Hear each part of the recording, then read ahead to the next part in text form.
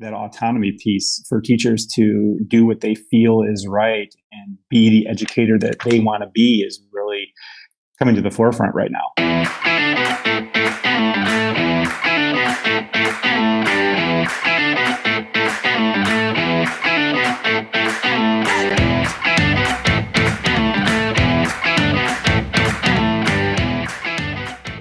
Yeah. Doing awesome, Chad. How are you? I'm doing great. Thanks. I'm so glad we were finally able to connect. I much prefer hanging out with you in person, but social distancing, we had to cancel our visits. So I thought this was a definite, at least an amalgamation of how cool it is to talk to you in person. Yeah, for sure. I think the last time you were at our school was like the week right before everything shut down. Yeah, we had some legitimate conversations the last time we talked about like, hey, I wonder what's going to happen over the next couple of weeks or the next month. And then all of a sudden this tidal wave of COVID-19 just destroyed everything that we could possibly. I don't know if I knew it was going to be quite like this when we had that conversation. But yeah, no, I was asking you how the airports are, what's it like, and making sure you were safe at that time. But no, we had no idea. Yeah, absolutely. So we have Adam saying good morning right now. Good morning, Adam. We'll let people kind of come in here. So Mark, as we get started, could you tell everyone a little bit about yourself, where you're from, what your role is, and things like that? Sure. I'm a middle school principal in Northern Illinois, in Plano, Illinois. And been here, I don't really know the number of years. I've lived here. Yeah, lived in this area my whole life. So 15 plus years, I think, in the school district right now, and close to probably 10 years as a administrator in some role. And then also, we have a huge passion for middle level education and everything about that whole developmental period of kids' lives. I also serve as on the executive board for AIMS, which is the Association of Illinois Middle Grade Schools. So AIMS is a fantastic network. It's a fantastic organization. Teach Better has collaborated with you guys multiple times. We always enjoy doing that. So Mark is bringing some great experience here from not only a leadership perspective, but from a middle school network, working with schools in the middle level, from a leadership perspective, from a teaching perspective, and from an organizational perspective. So we're going to get into the educational stuff, but I really kind of want to just ask you, like, how are you doing, buddy? How are you feeling? How are you dealing with like all this? How are you dealing with being home more often? Things like that. My wife and I were talking last night. We get up every morning at 5 a.m. and go to a CrossFit gym. And while the 12 of us that are there every morning don't say a lot to each other because, one, it's 5 a.m., no one's barely awake. And then two, we got to run out the door and get on with our days. We were just talking about like how much we're missing that personal piece, even though you can still talk, you can still see what's happening with everybody through social media. It's not the same as seeing people in person. And educationally, I think we're all just figuring it out. It's a good test to all of our patients and to everybody in the education world's resilience in learning new things and trying things on a day in and day out basis, and just trying to reach as many students as we possibly can. Absolutely. And that's a great point too. We're all just sort of figuring this out. I just want to take a minute to welcome Joe, Jeff Kaplan from Georgia, Alex Valensek, Lauren, and the wonderful Ray Hewitt is also dropping in and saying, hey, Mark. She's just saying good morning. See, she's really jealous right now because you were supposed to go live with her earlier this week and I got to instead. So I'm going to rub that in her face for probably the next few weeks, just because, I got the prize of getting Mark Heller. I was prepping all week because like late last Friday night, probably around 9:30, our state board of education released what our remote learning expectations were going to be for our district. And I was thinking all weekend about, okay, how are we going to plan for this as schools across the state? But then I was thinking, gosh, Monday morning, Ray's going to drill me on this, and we're going to be talking all about this. So I was kind of bummed I couldn't make it work on Monday, but it is what it is. I'm Chad, sorry. back to the question about the second prize, me. No, not at all. Kind of how we're doing. Something I'm really looking forward to is through AIMS today, we are trying to host our first virtual administrators roundtable to try to connect middle school administrators that are a part of our network. Sure. Really looking forward to that personal aspect of being able to talk with a number of those colleagues and find out what's going on. It's great to try to connect with your teachers and trying to connect with your district administrators and your district principals, but I'm really looking forward to hearing, hey, what are other middle schools doing right now? Yeah, absolutely. So getting into sort of like leading through this crisis, so to speak. What are some of your biggest challenges as a school leader at this point in this process? What are, like, if you had to name your 1, 2, 3 challenges, like, what do you think your biggest challenge would be at this point? I think one of the challenges, not just leadership, but for all of us as educators, we're servants and we're used to serving and having relationships with human beings and people, and having to do this virtually, I think is a challenge that obviously we all have to accept, but it's definitely a challenge. I miss that day-to-day interaction. I mean, you've been to our school, Chad, it's not very big. We've got about 28 teachers, just under 400 kids. It's not unrealistic for me to be able to see every single one of them and talk to every single one of them on a day in and day out basis if I had to. So, and a lot of days you do, based on my observation. Yeah. So that communication piece is tough. And I think a takeaway for me is learning to get better at email, right? If that becomes our primary way of communicating right now.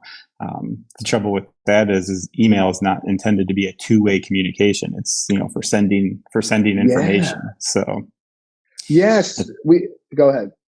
That's it. Yeah. So, and that's a really great point. We actually had a phone conversation about this, I think yesterday, about how, no longer can you go have a quick hallway conversation with a teacher. No longer can a teacher get what they need from you with a quick classroom conversation. And all of a sudden, now every single small, conversation is an entire email, which now goes on a list, right, of things that you have to do. So instead of being able to just organically discuss things with the teacher, you now have 14 emails, which would have been, a couple 30-second conversations. So I also want to say Tammy from Mexico is saying good morning. So that's pretty cool. Mark, I think your audio something might have just happened with your audio. I could hear you fine. Yep, you're good now. You're good. Good. Fine. Yeah, you're fine. Sorry. But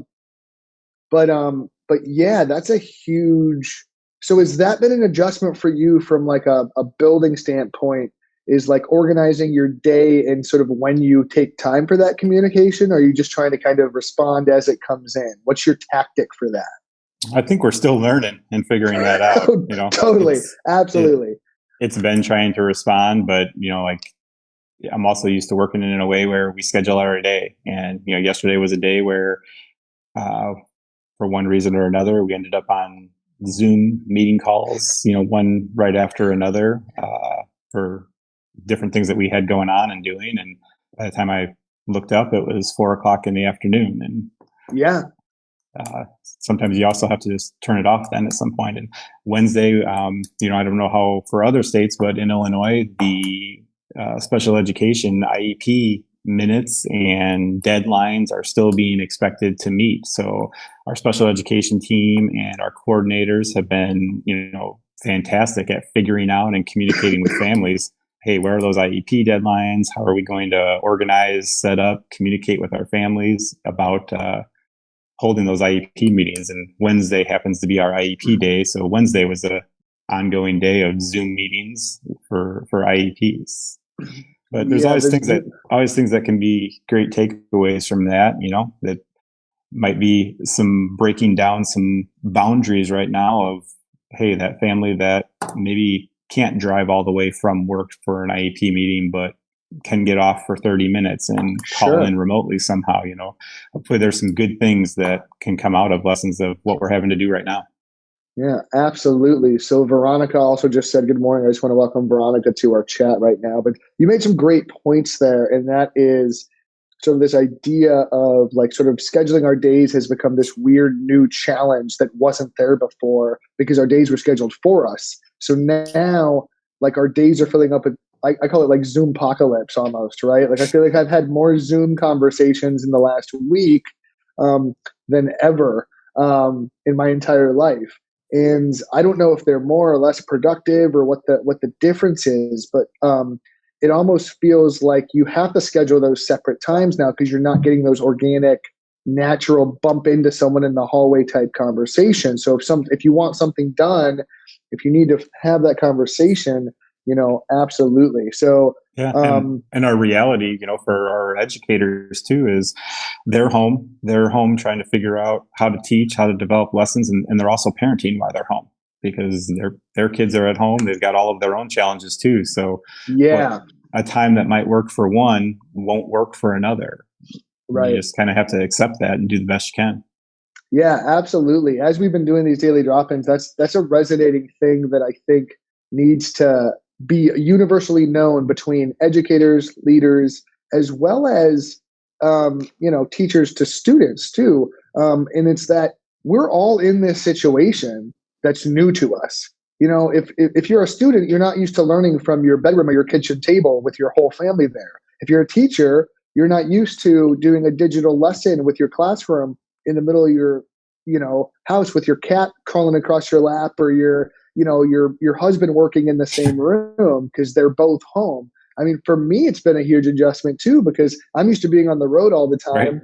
All of a sudden now I'm home working, but my wife also has to work her schedule, so we're like literally swapping back and forth Zoom meetings and calls because we have a common space we both work in. So there's a lot going on. One of the Facebook users said that I'm in Ohio, and we also had IEP meetings yesterday on a Google Meet. So that's not just an Illinois thing. I think a lot of IEP meetings are probably happening right now. But I love the silver lining you put on that. So with some of the adjustments, right?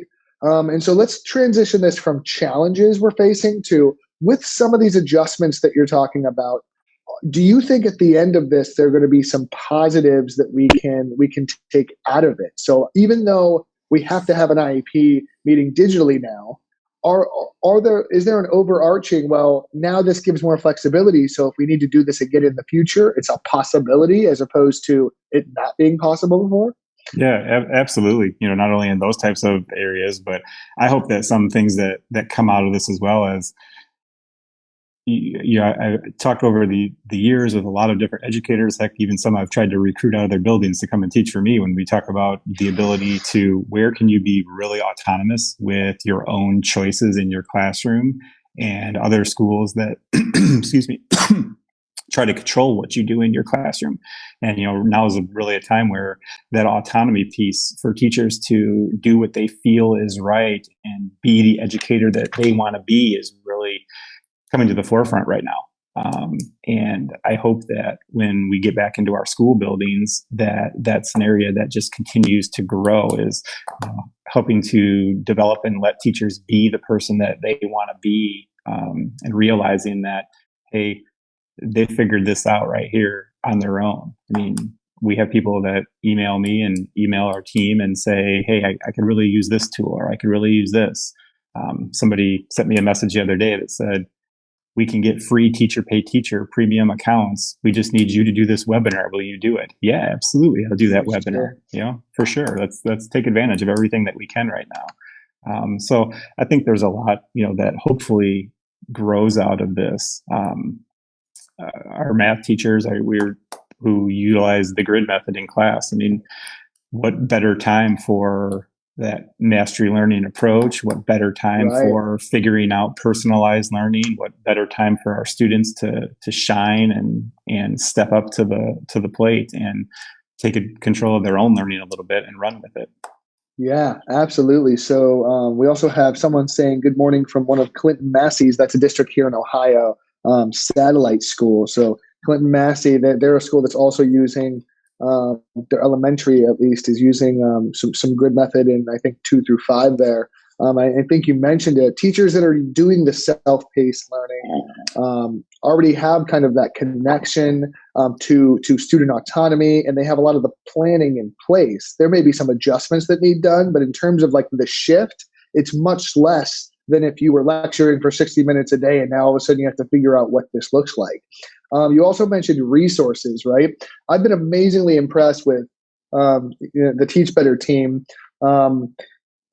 Just the people on our team, because this literally happened and all of a sudden, like, everything we were working on stopped. And then all of a sudden we had this huge shift. And over the last month, we've not only started doing these daily drop-ins, so this is every morning at 8 a.m., trying to support teachers, but we've also shifted. Caitlin Giordano is doing an amazing job with our blog. We've done a ton of blogging on remote learning, distance learning. Ray Hewitt has a brand new course out on distance learning. We're creating downloads and things like that. So it's been a crazy shift from our perspective as well. But it kind of goes along with, we want to provide as much resources as possible so that if teachers find them, they can get what they need.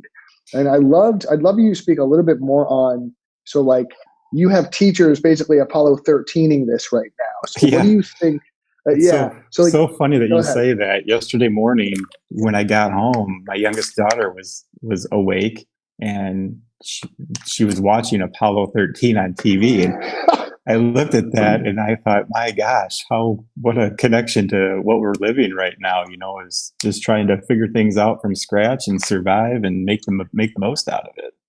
It's the scene with the box where they just come on the table and they go, here's all this stuff. We need to fix this air ventilator or whatever. Like, figure it out, right? Fit a square peg in a round hole somehow. You know what I mean? And that's truly what happened overnight. The governor gets on and goes, hey, guess what? This is what your job looks like now. Sort it out. And that's a huge challenge, but I've also seen that, like, I think that's a huge opportunity as well. So I actually have a question from Alex Valensek, and it's for you, Mark. Morning, Alex. And it said, would you prefer your staff try new tech tools or learn to use the tools they already have better? I think that's a great question. So would you prefer that your staff kind of explore and experiment and try a bunch of new stuff? Or would you rather have them get really comfortable with things that you already had in place in the physical classroom? I think that cop-out answer here, Alex, I think that depends on the person, right? So someone that hasn't used a lot of tech in their class, let's get really, really good. Our building was very much Google Classroom from a learning management system, but we did have a couple of teachers that didn't. So for them, getting on and figuring out and supporting how to create a Google Classroom page to use to manage, that was huge steps for them. For somebody else, it was, okay, I've been using Google Classroom, I've been using different things. I want to jump into, we got some requests to, hey, the Screencastify program is great. I've used it before, but it's limited. The free membership is about to run out. Is there any way that we can get a unlimited membership to be able to start to video our lessons a little bit more and run with it? So I think it's kind of a mixed bag type of question there.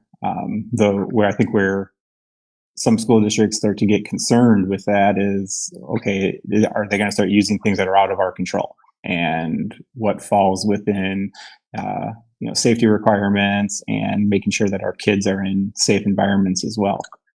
Yeah, that's a really great point. I need you to remember that last point that you just made, because I want to come back to it in just a second. But I also want to touch on Candace saying good morning.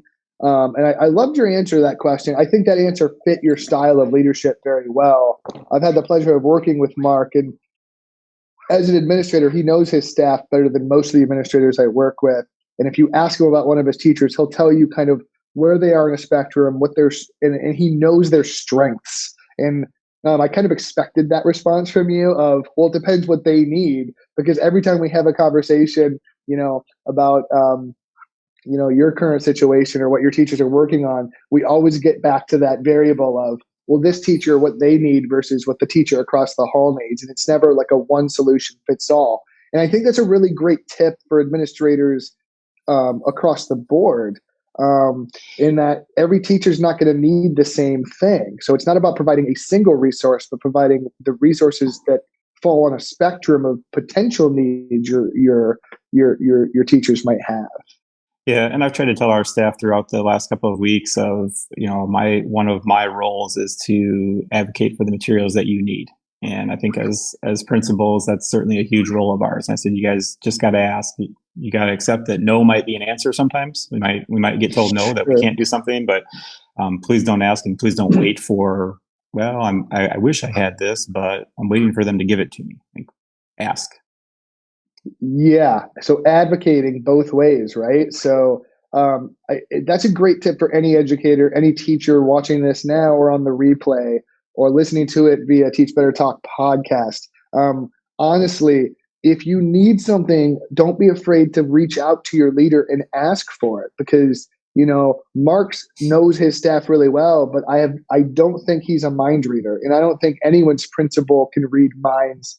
I don't think we figured out how to do that yet. So if you need things, if you're struggling, as a teacher, you have to be willing to reach out and make that ask if you need a resource. And as a principal too, you have to be willing to ask. You have to be willing to get on the phone and push the issue a little bit and press some buttons if you have to. And sometimes you just have to make things happen too, if you can. Yeah, absolutely. I want to come back to that point you had about sort of like the safety issue, right? I've actually read a couple of articles about Zoom having some security issues and people kind of bombing into conversations. And this is a legitimate concern I think we have to have, in terms of now we have almost this open source educational landscape, right? And as leaders, as instructional coaches, and as educators, it's really hard to keep control over what teachers are using and how they're using it. So I think that's a really great point, is that we also have to be thinking as educators in the classroom level, are there security risks here for my students in using this tool or how we're using this tool? And from a leadership standpoint, in terms of accountability, we also have to just monitor kind of any situations. Because I know as a principal, if I would have read, or a curriculum director, if I would have read an article about how Zoom might not be like a safe thing, I now have to evaluate that and how my teachers are using it a little bit closer than the day before when everyone was just using it freely, because now there may be some issues. Yeah, and I hope that people's perspective on that is not this bad thing happened, let's shut it down. That's the easy answer. I hope that and that's a great point too. All right, well, maybe we need to limit it for now, but why we limit it? Do we have somebody who's seeking out answers to fix this or to better it? And I hope that those companies too, all those companies that we've talked about that are great, that they're coming through and they're providing unlimited resources, they're providing discounted subscriptions, they're providing free resources for a certain amount of time. I hope that they're not just using this as a marketing scheme for themselves, but they're also constantly looking at ways of how do they make their own product better. Yeah, if you're an executive at Zoom right now, you're probably examining a lot of those things very closely, because you've blown up over the last couple of weeks.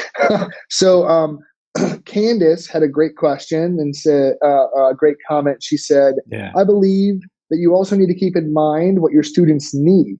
I bet they too are feeling overwhelmed by being bombarded by all this new tech, all these new tools. Sometimes it's best to stick with what your students are used to, especially during a time like now. So that's like a pedagogical sort of socio-emotional tactic that I think that rings true regardless. Yeah, that's a super great point. Super great point.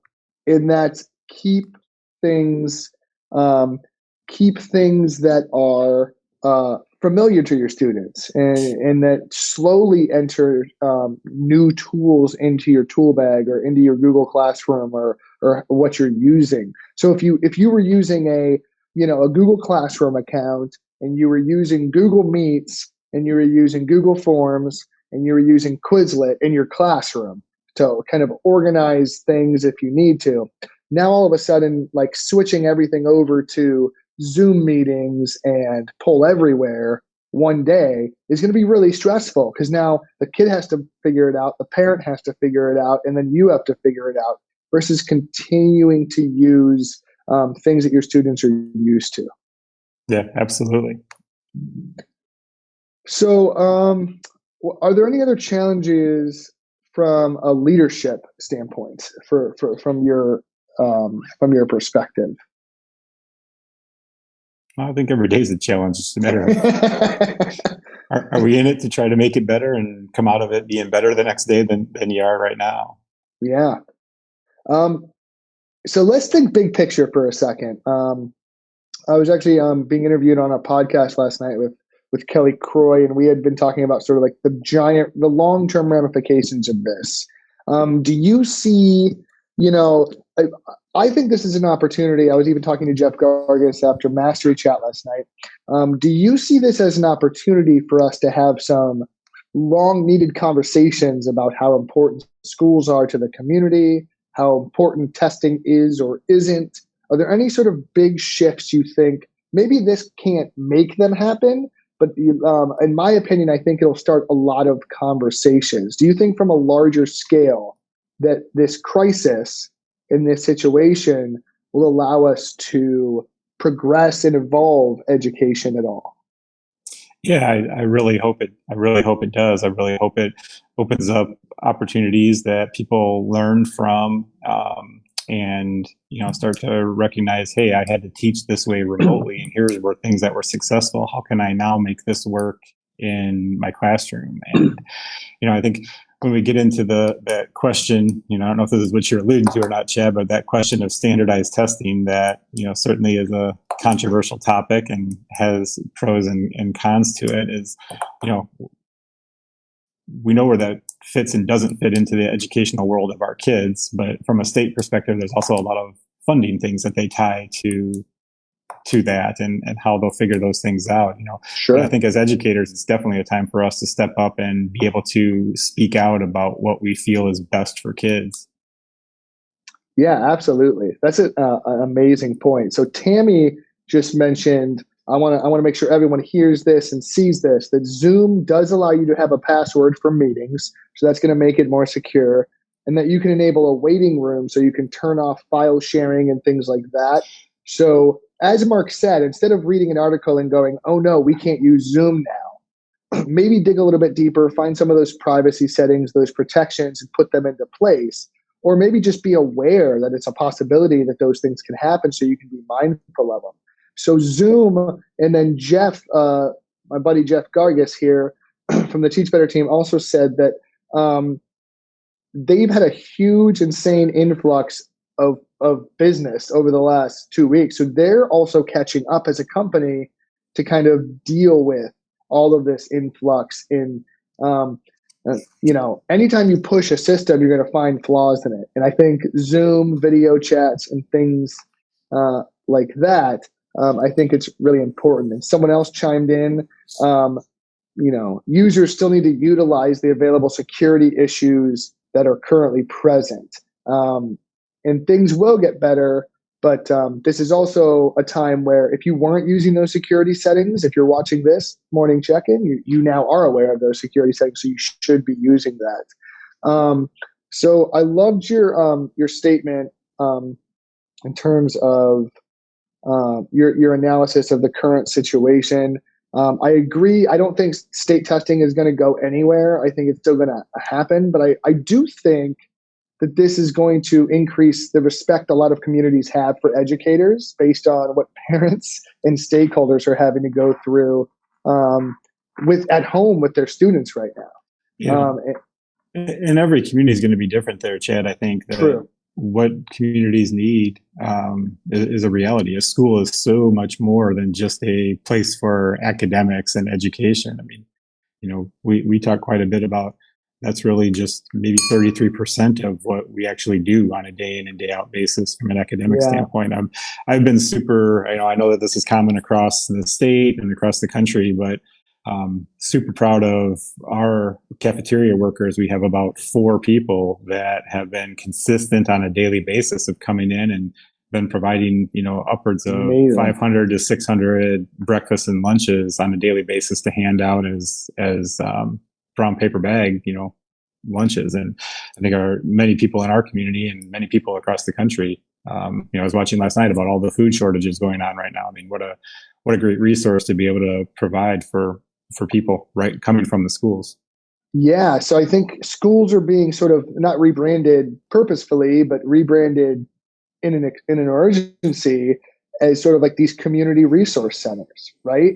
And you have amazing frontline workers like our support staff, like our cafeteria workers, like our janitors, like still showing up, still doing this work. And sadly, some of that's not getting the attention I think it deserves. But like, I think across the board, whether it's for teachers, support staff, or whatever, I do think you're increasing the level of respect and the level of value that all of these amazing people have to a community, because you're realizing what's still there, but also what's not there anymore. For sure. We have a partnership that has kind of grown over. One of our teachers was the one who formulated creating it. And with an organization, a non-for-profit called Enchanted Backpack. I don't know if that exists beyond Illinois or not. I think you and I talked about this a little bit with some of the school supplies that we started the year out with. And only a couple of days into this, they were already reaching out to us and out to other schools in Illinois and saying, hey, we have all of these books and toothbrushes and toothpaste and jump ropes and all these supplies that we're amassing here. We want to give it out for people to be able to read at home. Do you guys have a way? And that was great. We had to go pick the stuff up, but we were able to then provide, all kinds of books and those materials during our lunch handouts over the last couple of weeks. Yeah, absolutely. So I don't want to take up your entire morning, Mark, but I do want to get some final thoughts, if that's okay. Yeah. So if you could have a parting thought for every educator listening or watching this, and then a parting thought for every principal or leader that might be watching this. So a teacher level kind of tip, like a Mark Heller tip of the day, and a principal level, like maybe something that you think is going to be really important to think about or do over this time. And then maybe just a parting thought of maybe some either motivation or just a thought that's getting you through this time that other people might be able to take advantage of. Sure. I think from a teacher standpoint, it doesn't really change from anywhere else. It's don't be afraid to fail and just try to reach as many kids as you can. We may not get everything to everybody. I think that as schools, we're going to continue to try to push the envelope and learn from that. But know that while maybe you don't have all 22 faces in front of you, reach whoever you can and do what you can and keep learning on a daily basis with what you're doing. And as I said earlier, if you need something, don't be afraid to ask somebody. There's a million different ways to reach out, whether it's through your PLN or through your district administrator or through your teacher team. Yeah, absolutely. Lean on each other and work through this together. Absolutely. In terms of your principals, what would you tell them? What would you tell a principal listening right now? I think as principals, we have to keep remembering that how difficult this is on everybody. There's so many realities to this, and make sure that we know that the opportunities that we're providing are going to be taken differently. That people have to recognize what is their current reality right now, and what do they need. I think an interesting thing that'll grow from this is discussions around the concepts of grades. That we were talking about earlier. Is what can you really do right now? You're really trying to educate and provide feedback. The grades are going to become secondary right now, and not a major focus of what anybody's doing. So to get back to your question, though, I think from an administrator standpoint, it's, how do you recognize and realize what are the needs of all your different people, all your different kids, all your different families, all your different staff members, and check in with them. I think a good thing to do is, as you can, try to reach out and make some phone calls to those that are closest to you and just see how they're doing. Yeah, I couldn't have thought of a better message for both of those groups of people. I love your discussion about this is going to change the way we look at grading, because something that you've mentioned before in our conversations that I want to kind of bring to light is that this is an educational environment where a lot of those distractions that normally exist in the physical space of the classroom are not there. Teachers have more, I don't want to say they have more time, because like this is taking up a lot of their time, but they have more planning time than maybe they've had before in terms of a day-to-day process, because you're not having to manage the physical space of the classroom. So I love the fact that you're touching on taking advantage of like the nuts and bolts of pedagogy, instruction, feedback, and grading. And then I'm excited personally to see, after all of this, how many of those things enhance the physical classroom when teachers go back, right? Like how many teachers are improving or better at the end of this than they were going into it because of all these new experiences that they've had. Yeah, something unique that came out, and I'm sure it came out in states across the country, but our state board of education, I don't know how they pulled it off, but somehow they pulled together about 60 educators from around the state to try to collaborate on some remote learning guidelines. And one of the things I thought was most interesting in there was a table that they demonstrated of how much time should a kid at different developmental levels, and even at the middle school level, it was like 15 minutes minimum, 30 minutes max per class. Right. So you're really diving down to what's most essential, and whether that's most essential academically, most essential social emotionally, most essential just relationship checking in. Everyone's most essential is a little different. Absolutely. I think that's a great kind of final point here, is focus on the essentials, right? Focus on those nuts, those bolts, those basic needs of our students, of their instruction, and of their work. Whether you're a leader, whether you're a teacher, I really, really do think that that's a huge takeaway from this, is focus on those essentials, regardless of where you are. Give people grace and time to adjust. It doesn't have to be perfect. It's not going to be perfect, and we can be okay with that, right? We can be okay with struggling through this. But this is an interesting time, Mark. I'm so glad you were able to join us this morning and help us kind of talk through it. I truly appreciate your time and your insight. Mark, I'm sure we'll have you back at some point, because, we like you and we like hanging out. But I want you to have an amazing day. I want to thank everyone who joined us, or anyone watching this or listening to it later on. Please feel free to reach out if you need anything to the Teach Better team. Mark, have an amazing day. Thank you so much. And everyone, have an awesome day. Yeah, you too. It was a pleasure, Chad. Have a great day, everybody.